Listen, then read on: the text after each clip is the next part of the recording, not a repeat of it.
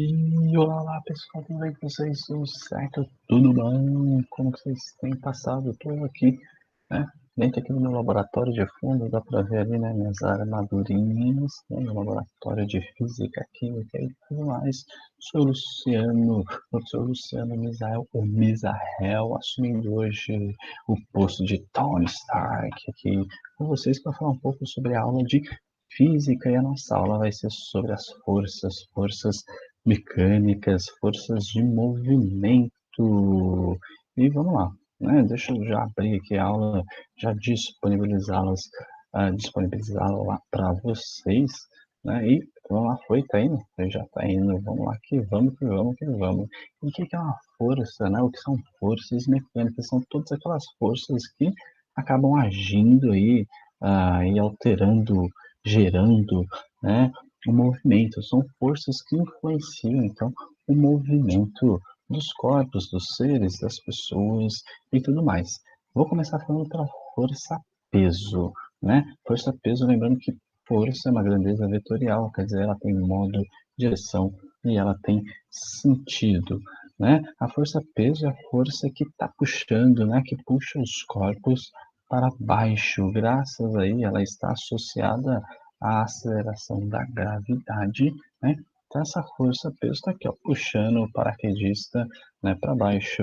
É a força que nos mantém em pé reto, né? A força de atração para o nosso centro, que é o planeta Terra, tá bom? Então, o que mantém em equilíbrio aí, né? Ou, nesse caso, o livro também é a força-peso, claro, com a força normal puxando de forma contrária, a gente já vai falar dela, mas é isso, força-peso é aquela força que sempre puxa os corpos para baixo, né? E a força-peso ela vai ser calculada por essa expressãozinha aqui, deixa eu colocar na ponta pronto, por essa expressãozinha, se a gente lembrar, né, da força resultante lá da última aula, força resultante é massa vezes aceleração. Nesse caso, a resultante da força é o peso, né, e a aceleração que está sujeitando aqui, né, que está acelerando este corpo é a aceleração da gravidade, que no planeta Terra ela equivale a 10, né, 10 metros por segundo ao quadrado. Lembrando que força é uma unidade, né, é usada em uma unidade de newtons, newtonianas, para estar medindo. Tá bom? Só para você ter uma ideia. Se eu tenho, por exemplo, né, 72 quilos, essa é a minha massa, né? 72 quilos me puxando para baixo, né? Eu tenho a aceleração da gravidade, né? No momento de queda livre, a minha força-peso vai ser de 720 newton, né? Porque é 72 vezes 10. E é um termo muito errado, né? Que a gente tem o costume de dizer. Eu falo, qual que é seu peso? Na verdade, eu tenho que falar qual é a sua massa, né? Ou o que as pessoas perguntam aí é qual é a sua massa, aquilo que você mede na balança.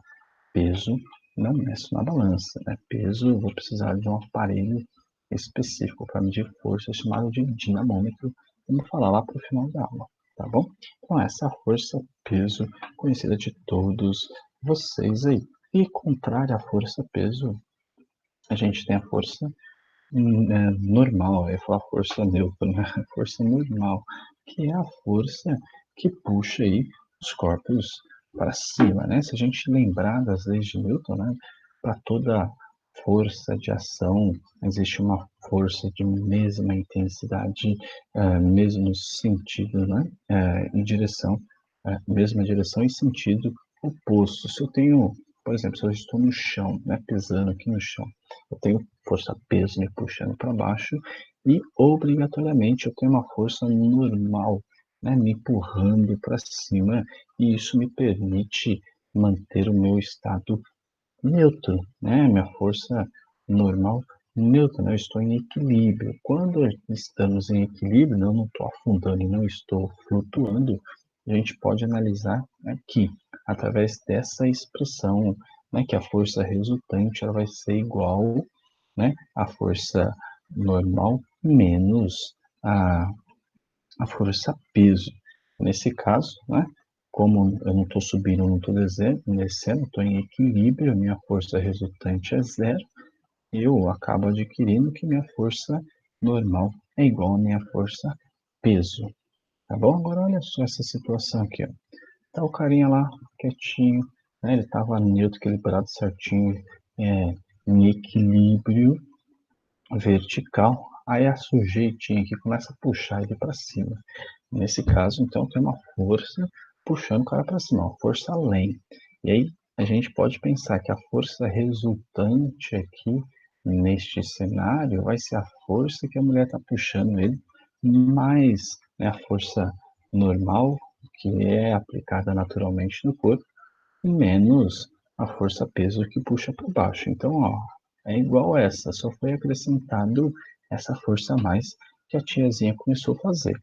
Eu fico nessa expressão, né? Se eu considerar, né, que o cara não está subindo, mas está sendo puxado ali para cima, a minha resultante como sendo zero, ajustando essa expressão, eu vou ter que minha força, nesse caso, para eu calcular minha força normal, vai ser a minha força peso menos, né, o que eu estou puxando para baixo, menos o que eu estou puxando para cima.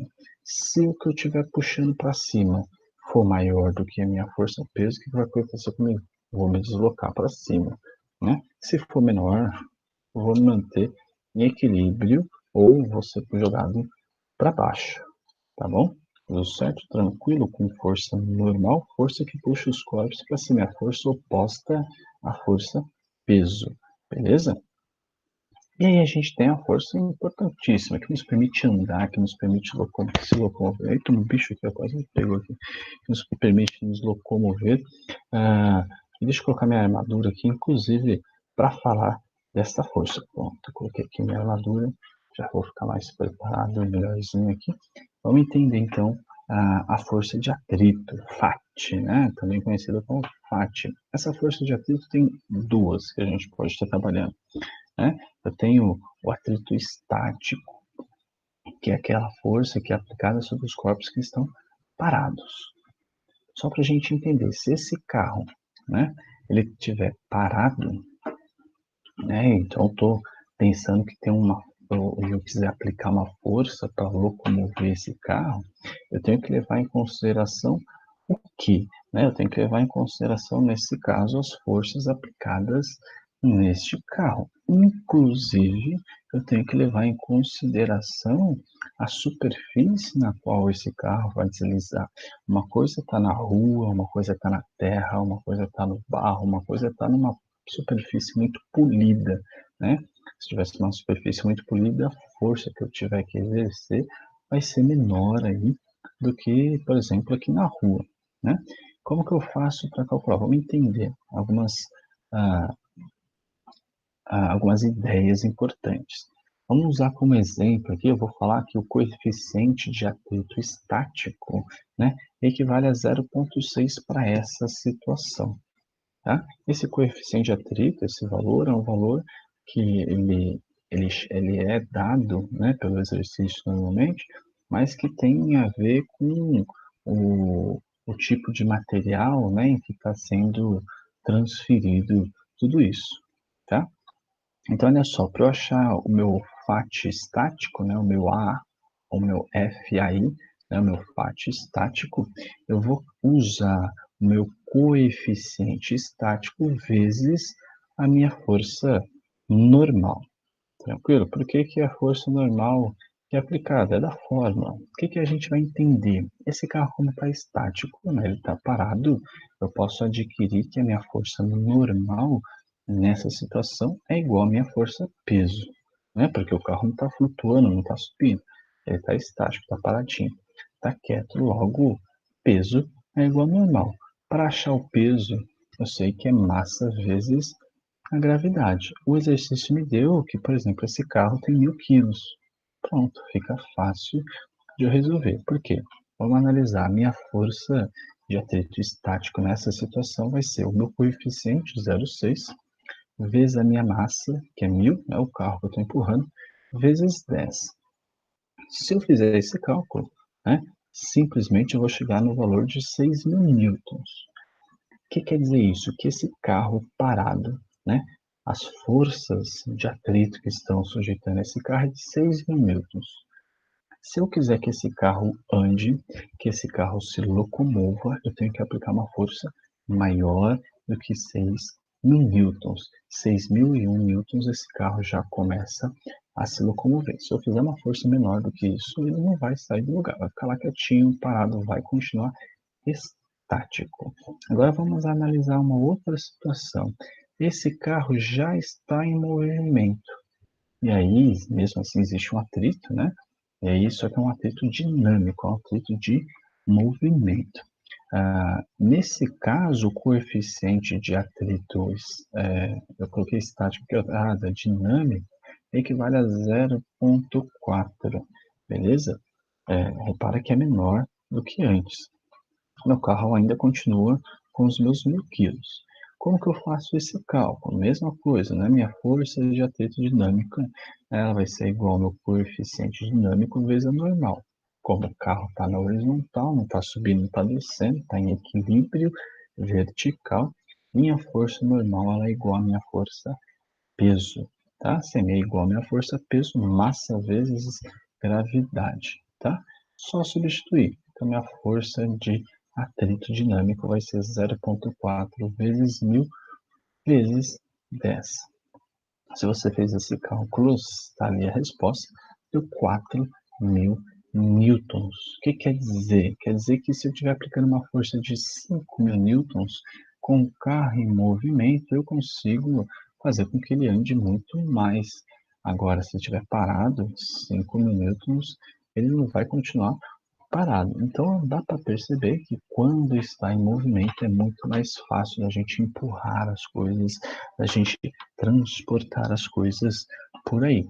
Tranquilo? Lembrando que a superfície também faz muita diferença aí. Agora eu vou chamar meu amigo Batman para explicar o restante aí do conteúdo. Cheguei aqui. Deixa eu dar uma... Pronto. Cheguei aqui.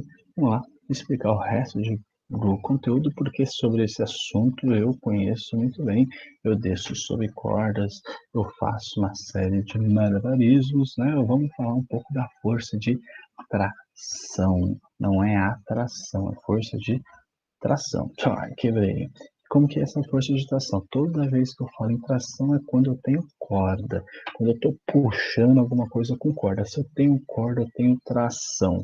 Quanto mais cordas eu tenho preso a um corpo, né? Mais tração aí eu tenho e, consequentemente, menor vai ser a minha força aplicada. Como assim? Vamos analisar essa situação. Tem dois carinhas aqui, ó, presos, né? Por uma corda, cada um, né, é nessa corda, é nesse ponto em que está sendo sujeitado a força ah, né, de equilíbrio desses caras. Se eu olhar esse guindaste aqui, ó, lá em cima nesse guindaste, eu tenho duas cordinhas, tá vendo? Duas cordinhas segurando essa polia, segurando esse gancho. Nesse caso, se a gente fizer a conta, né, se eu fizer uma expressão para calcular a força de tração, ela é simples, né? A minha tração sempre vai ser igual à minha força resultante, né? Minha força aí aplicada. Nesse caso, como eu tenho duas trações, eu estou usando duas cordas, né? É T mais T é igual à força total aplicada. 2 vezes T, né? 2T vai ser igual a F. Nesse caso, a minha tração, ela vai ser igual a metade da minha força. O que quer dizer isso? Que eu vou dividir a minha força à metade se eu usar duas cordas. Tá? Se eu usar três cordas, eu vou dividir por 3. Se eu estiver usando 4, eu vou dividir por 4. E assim por diante. A tração é importante porque ela está aí para facilitar, para ajudar as nossas vidas, diminuir aí o esforço que a gente tem, que a gente dá em uma série de situações. Tranquilo? E por fim, vamos falar de uma outra força, que é a força elástica, né? E essa força elástica, eu vou chamar quem agora aqui para ajudar nessa força elástica? Eu vou chamar o meu amigo Mário.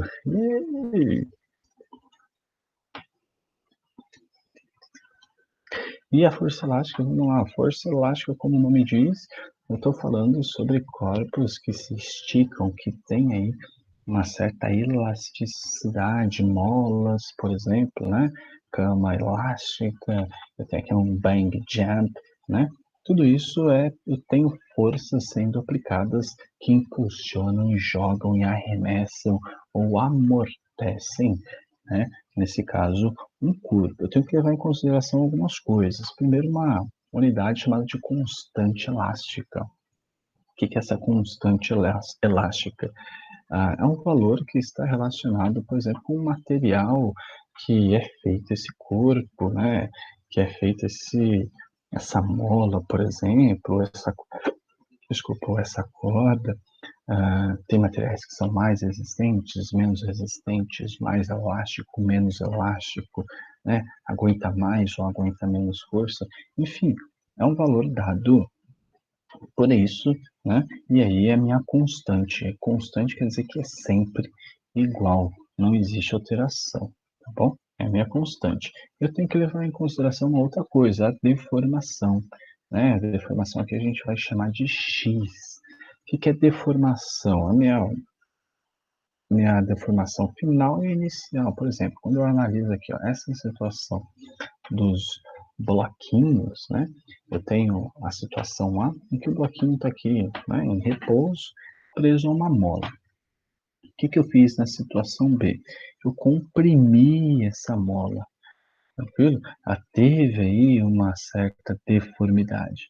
E essa deformidade devolveu, né, contribuiu, expulsou aí, jogou, lançou esse meu bloquinho para frente e ela sofreu uma outra deformação. Então, a diferença dessas deformações, né, é o que vai ser o meu X. E aí, para calcular, né, então, essa força elástica, eu vou usar essa seguinte expressão. Força elástica vai ser igual a constante, o material que ela é feito, é um valor que é dado, né, vezes a variação aí de deformação que eu obtive. Tá bom? Tranquilo? Alguma dúvida? Alguma pergunta? Não? Tudo certo? Então vamos embora. Vamos embora para o próximo. Vou pegar aqui, ó. Pronto. Vamos embora para o próximo item. Nosso último item. E para falar desse último item, eu vou me transformar aqui no meu Super Saiyajin, né? Hum, Porque tem muito a ver, né? Vou falar do dinamômetro. Meu Deus, o que é o dinamômetro? Dinamômetros são peças, né? São, na verdade, instrumentos que medem força. Eu tenho dois tipos de dinamômetro. Eu tenho dinamômetro de tração. Tração é quando você puxa, né, alguma coisa. Eu tenho esse digital aqui, bem bonitinho, maravilhoso. Mas talvez se você já tenha ido viajar, pode ser que já tenha visto o seu pai, né, colocando uma bagagem dentro de preso a um barbante, né, preso a um gancho, e aí quando ele coloca lá e puxa, ele mostra um valor, né, esse valor corresponde à massa, né, quantos quilos tem essa bagagem, para ver se não vai ultrapassar aí o peso de medida. Aquilo ali é um dinamômetro, né? Um dinamômetro, só que ao invés de ele estar medindo newtons ou libras, né, que é a força aplicada, ele mostra para você a massa que tem, tá? É um dinamômetro. E tem de compressão, de você apertar, de você comprimir. É o caso desse aqui, ó, que a moça aqui está segurando, então a força que ela consegue apertar, ele gera um valor mostrando, né, correspondente. Eu coloquei aqui, ó, um episódio de Dragon Ball, né, no qual eles precisam aí usar uma máquina para designar a força que eles têm. E aí vai lá o Kuririn, dá um simples toquinho e amassa. E a máquina já dá um valor muito alto. É um tipo de dinamômetro de compressão, né? Porque ele exerce uma força, ele aplica uma força, aquilo ali é absorvido e é calculado e é mostrando o valor. Quem já assistiu aqui sabe o que acontece depois. Não vou dar spoiler, mas talvez o Vegeta destrua essa máquina aí, usando e abusando de sua força. Não é não, Kakaroto? E é isso. Vou ficando por aqui. Espero que você tenha gostado. Um forte abraço. Deixe o seu like, não esqueça de compartilhar, de se inscrever no canal e deixe aqui sugestões de avatares para as próximas aulas, tá bom? E é isso. Forte abraço e até mais. Falou, tchau, tchau.